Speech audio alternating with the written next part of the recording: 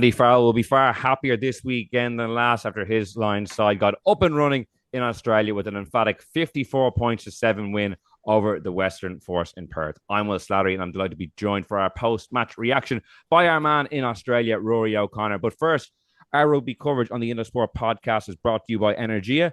Energia sponsors rugby in Ireland at all levels, at grassroots with the Energia AIL, and as official energy partner to Leinster, Connacht, and the Irish men's and women's team. The Energia Rugby for All initiative supports inclusion, welcoming everyone of all abilities to participate in the game. To learn more about Energia's rugby partnerships and find out about their inclusive home energy offer for rugby fans, you can visit energia.ie/rugby. Rud, as I said, emphatic victory for the Lions, far sharper than last Friday night against Argentina, albeit a much different kind of opposition. What's the big takeaways for you? I saw the headline of your match report kind of teeing up Joe McCarthy after his big, powerful performance. He's one of a few players who really put their hand up.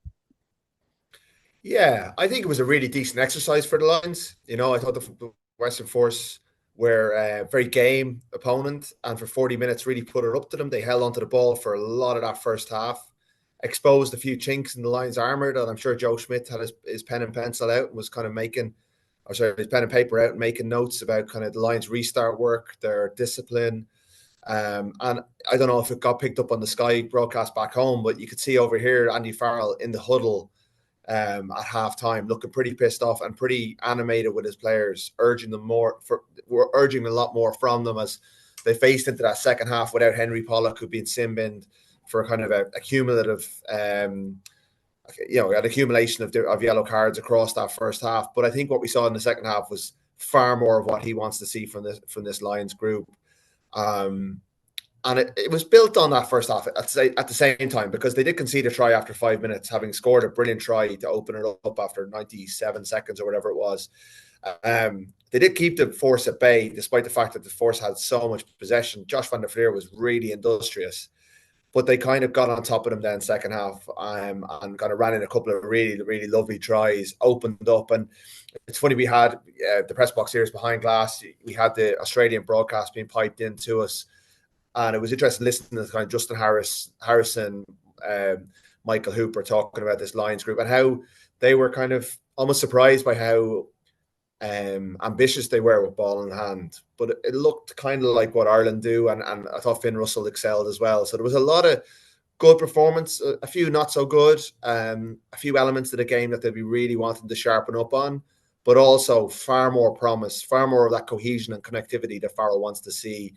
Some lovely attacking touches, some excellent defensive work, and I think a pretty good start to their life as Lions in Australia. Yeah, a very soft landing for the guys who hadn't played yet compared to what the people had to face into last Friday. As we had teed up, after that game, that it was going to be a very different proposition. As you pointed out, some really good work early on. I thought opening try, Finn Russell's cross kick, like Lowe and Sheehan linking on the wing. What a great moment for Dan Sheehan, not only getting the captaincy, but that early try. Gary Ringrose was going around melting people in the first half. There would probably been a huge queue for the team doctor to get some ribs taped up, I'd say, after that.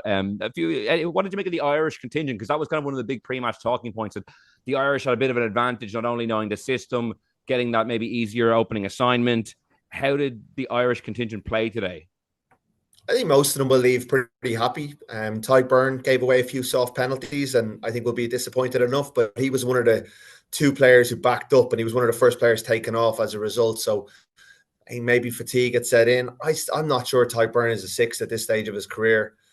He was, Andy Farrell uses the phrase desperate a lot. He doesn't want his players to be desperate. I thought at times during that first half, they were desperate in their discipline. They were trying to force turnovers when they got to realize they're an international team playing against a provincial team. If they just make their tackles, they're not going to get broken as easily as they would if they're playing in a test against Australia. And if they just show some patience and don't rush that, force that breakdown penalty, it'll come. So I think Beirne will be a little bit disappointed, but I'm not going as far as saying he's played his way out in any way. But I think others, McCarthy in particular, wow, he was so physical. Go for it, Will. Yeah, I was going to say that the McCarthy Beirne thing is funny, though, because I feel like now they're competing in direct competition. It was a huge day for Tadhg Beirne, the narrative around needing that number six, that kind of more traditional style number six. I agree with you, Rud. I think he's been fairly entrenched at second row now. It's probably going back to 2021 when he was last really operating at six, the highest level at international level. McCarthy was so powerful today.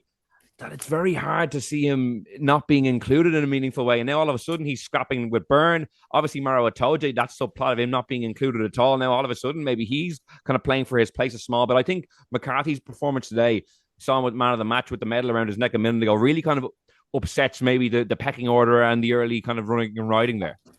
I think there's a theory developing here that the Wednesday team is going to be the main team in this on this year's tour, and at the time that Andy Farrell really puts his tour is full side together is that Brumbies game, which actually happens at the same time as State of Origin. So no one in Australia will be watching apart from the people in the stadium and Joe Schmidt, but that we might see the kind of culmination of what Andy Farrell's putting together in that Wednesday game, because it gives him a 10-day kind of lead in, because like obviously Itoje is going to be playing in the first test. He's not going to drop as captain, and just even looking at the rhythm of the games and the fact that they play an Anzac selection the Saturday before the first test, that's not going to be a real game in the sense that the Brumbies game is going to be a real game. So we're kind of, there's a bit of groupthink going on, but I think it makes more sense tour. That we're going to. That's what you get from being on the ground, Rod. That's an unbelievable Wednesday, Saturday flip around narrative. That's why you're there, Rod, for those little nuggets. Yeah.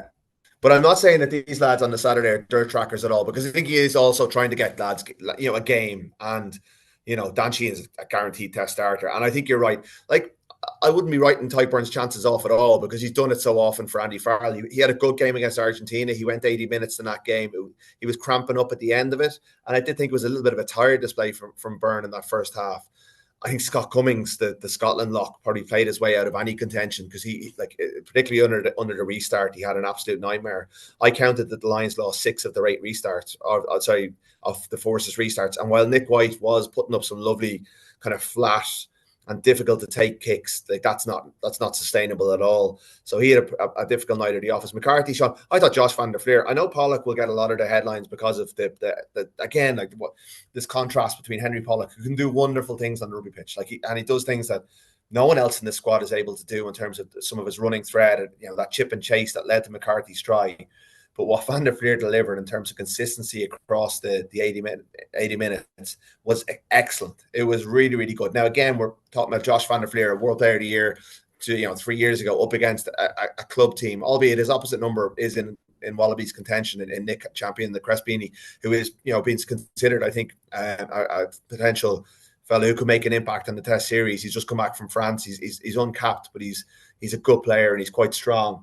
But I thought Van der Fleer, I thought Ringrose, you're right to mention him, was excellent.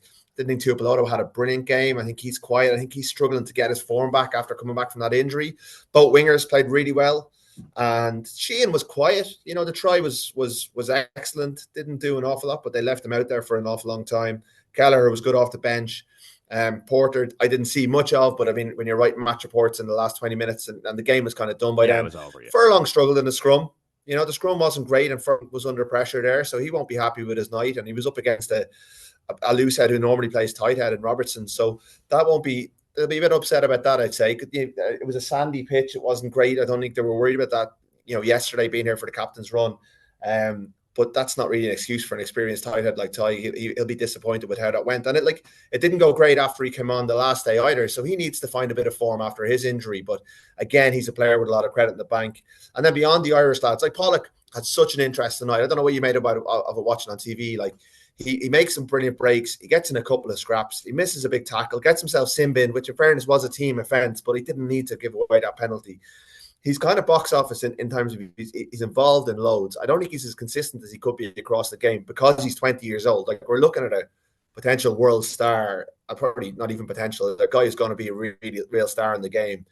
But I still don't know if you put him out in a test match against Australia. For me, against an experienced team. Test impact player, it seems to be what that all the things you described there for me indicate a 25-minute, throw him in, agent of chaos in the test match. I agree with you. I don't know if I'd have him in the starting team at this point of his career, but again, there's still a good few matches to be played. It'll be interesting to see how he develops. Like those 2 big bursts he makes and the chip and chase and gathering that ball. There is I can't think of another back row in the world in international level who has that kind of footballing ability. Like, he was able to kick it and gather. Ardie Savea. Ardie Savea, yeah, he's done it before. He did it at the World Cup, I think, didn't he, in that opening game against? Joe Schmidt designed strike plays so that Ardie Savea could chip the ball with his left foot.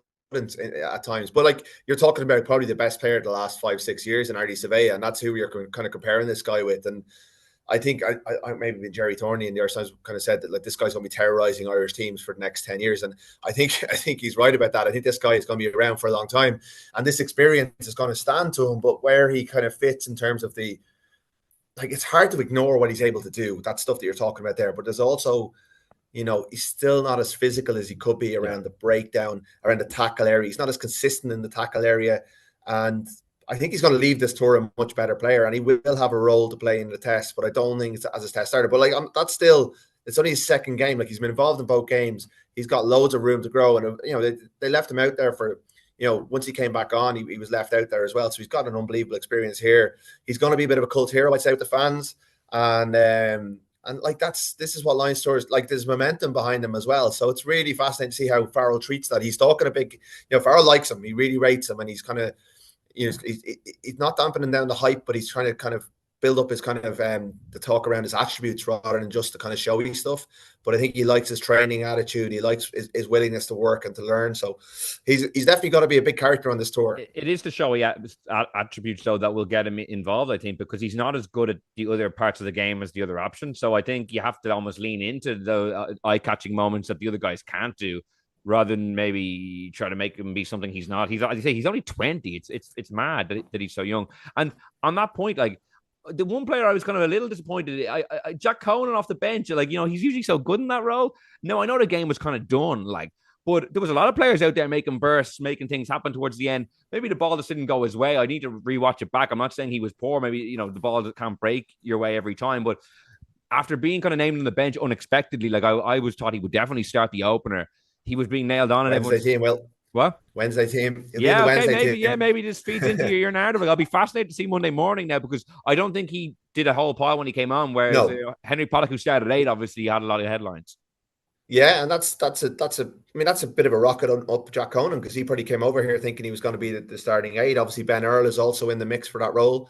There was a kind of a right to left pass from Tuipulotu, which Conan was on the wing. He had kind of room to kind of charge onto it, and the pass just died in the air and he spilled it. But at that stage, it was a difficult game for those guys that come on for the last half an hour to come in and impact, because it was kind of gone very loose. And Kelleher was good. Kelleher was good. No, absolutely. Yeah. He was. No, I'm not giving him a pass necessarily, but I'm just saying, to come in and really dominate. It was the lads who were there, or even like Lowe and Hansen just kept playing their way into it. He kept, like, Lowe was really good. Like, I think you're looking at the test wingers there.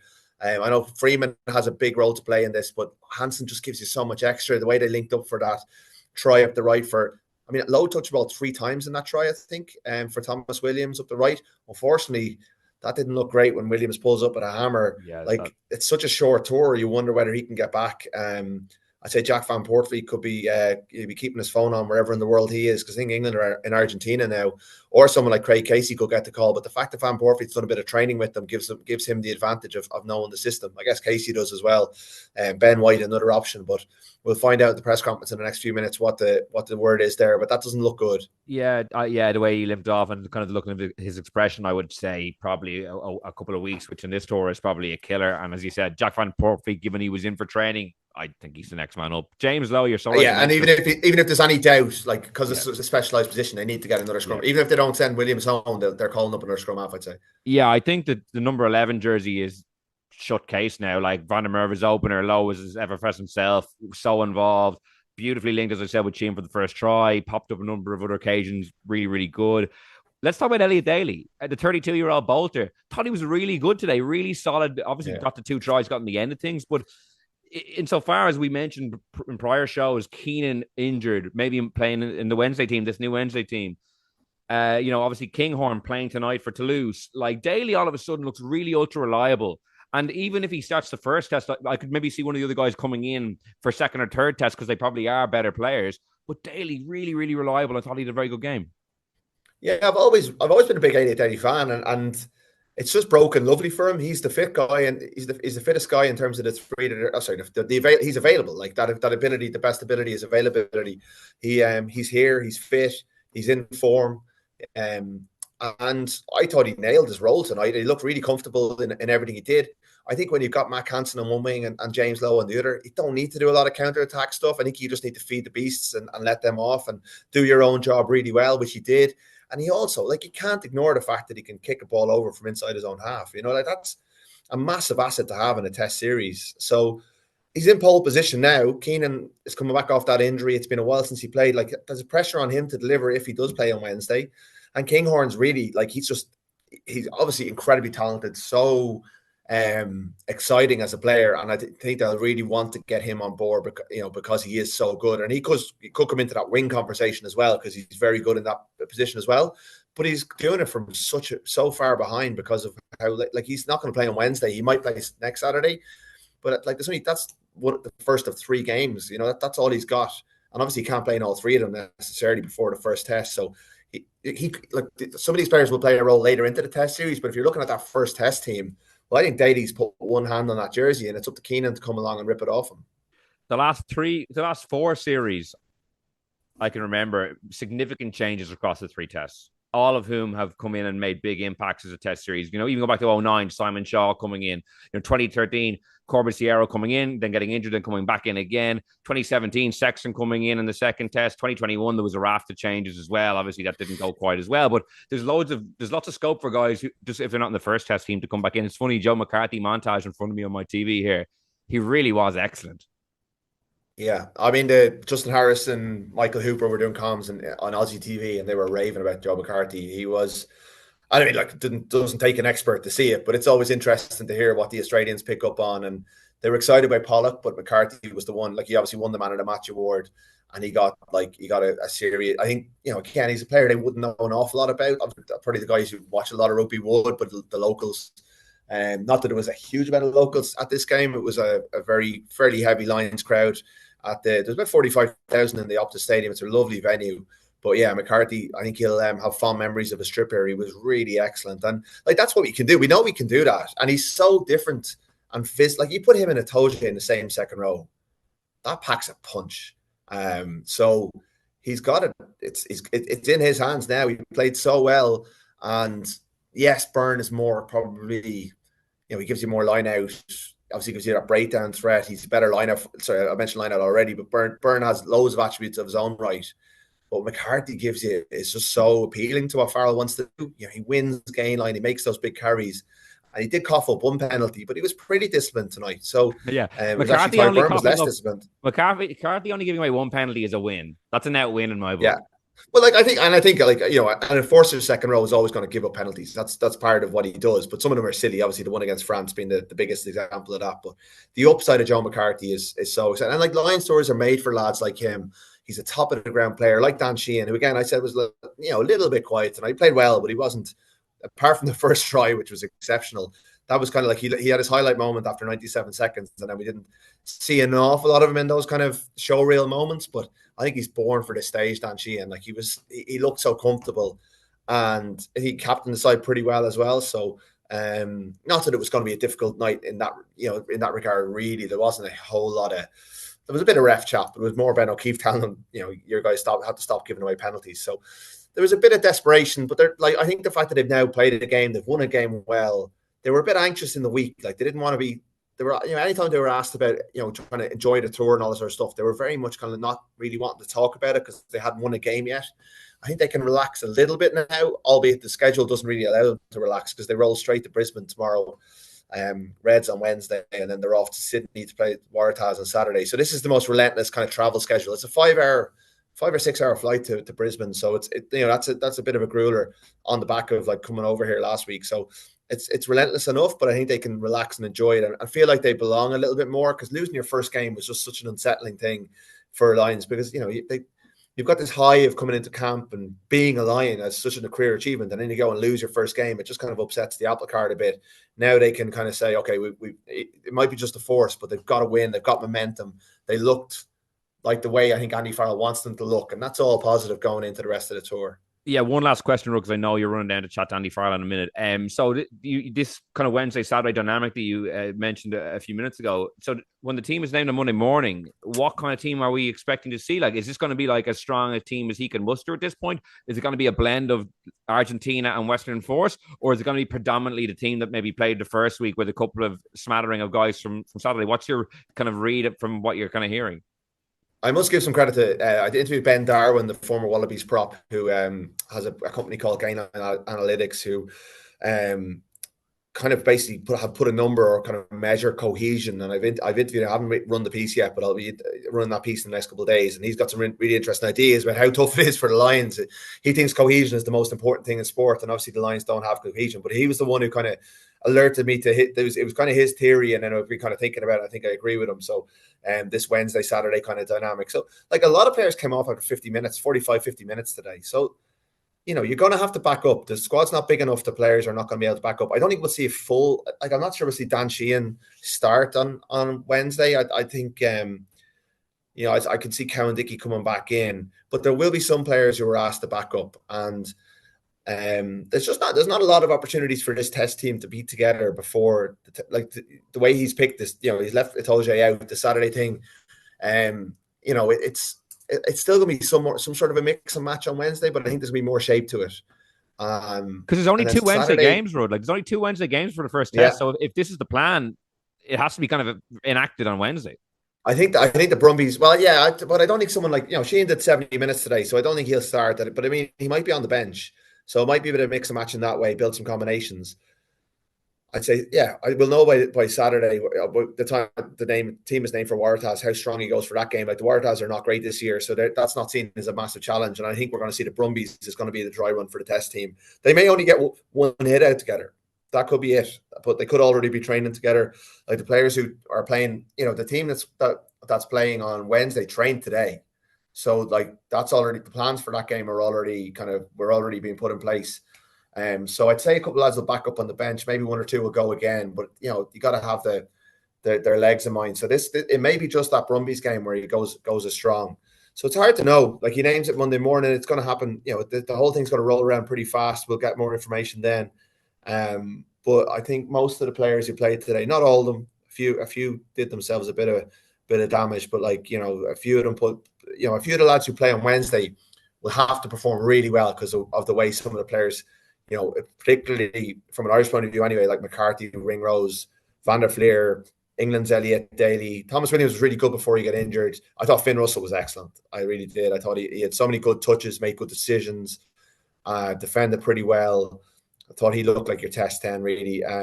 Whether he goes again, I'm not sure. Obviously, Smith did well against Argentina, but I think Russell just has that edge because of his experience. So I think there's still a few decisions to make, but we're starting to see the front runners, but whether they ever get, when they get it all together is kind of one of these kind of things that's going to work itself out in the next week or two.